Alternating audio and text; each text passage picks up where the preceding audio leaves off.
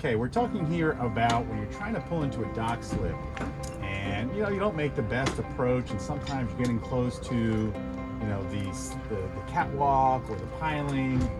And this is a reminder that if you're going at a very slow speed and you don't have somebody with you, you can use the dock or the catwalk to your advantage. I'm just nosing up to this port side catwalk, and it's got good fenders on it or bumpers on the dock, so I'm okay. And my boat just ricocheted off a little bit, so I just went wheel to my left and reverse, wheel to my center and forward, and you can see the boat kind of bouncing a little bit back and forth. Slip. But by adjusting my wheel, like left a little bit, get to the left in the slip and forward gear, and just bumping into gear, I'm able to get this boat into the slip.